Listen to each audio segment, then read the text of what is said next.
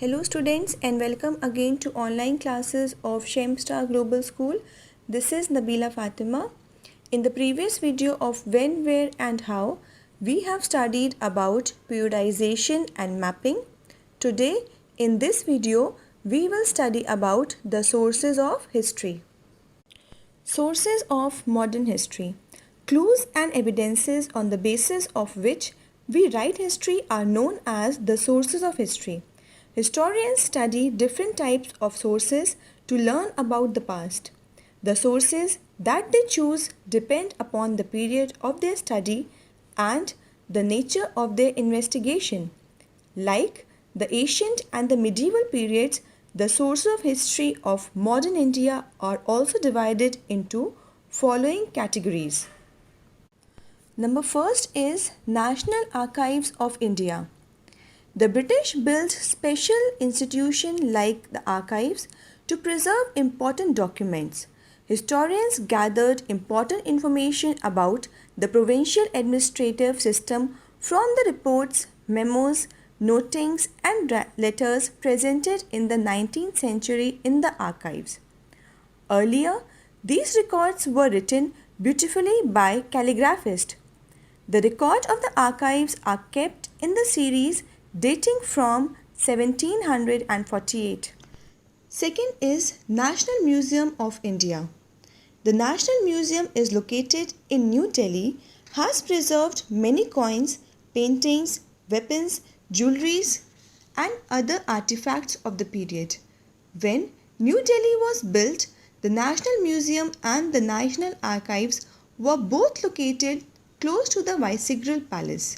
This location reflects the importance of these institutions. Next is newspapers and press clippings.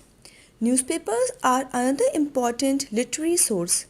They are very important as they capture the spirit of the time. The newspapers carried news, cartoons, letters, editorials and even advertisements. Many newspapers have kept their old edition in the form of microfilms in the archives. Newspapers were published in English as well as vernacular languages.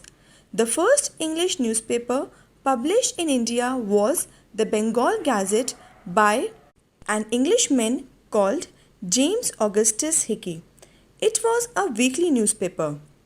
Vernacular newspapers include the Kesari, the Tribune, Young India and Amrita Bazar Patrika. The newspapers also played important role in the national movement. Next sources of history is literature. In earlier times, very few people knew how to read and write, but in the modern period, many men and women began to write and express their anger, frustration, joy, sorrow and other experiences. The famous Bengali novelist Bankim Chandra Chatterjee remarked, "We must have our own history." Nationalist literature criticizing British policies were written by the famous personalities like Dadabhai Naoroji, Poverty and Un-British Rule in India, Gandhiji's Hind Swaraj and Jawaharlal Nehru's Discovery of India. Other important nationalist writers of this period were Rabindranath Tagore and Bankim Chandra Chatterjee, who wrote in Bangla, Vishnu Shastri, who was Marathi writer, Bhartendu Harishchandra, who wrote in Hindi, Subramanyam Bharti, a Tamil writer. Writers like Prem Chandra and Sarat Chandra Chatterjee also wrote about the poor and oppressed people of rural India. Many women also began to write during this period. Rasundri Devi was the first woman to write an autobiography in Bengali in 1876 named Amar Jiban. Other women writers like Kailash Bashni Devi, Pandita Ramabai and Rokia Hussain portrayed the world of women and their experiences. Sarojini Naidu was called the Nightingale of India for her poetry and writing.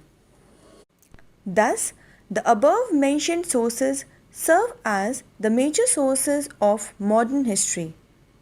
So, with this, we have completed the chapter. I hope that you have understood the chapter. Please watch both the videos of this chapter carefully, and if you have any problem, then ask from me by putting your questions in the comment section. Thank you.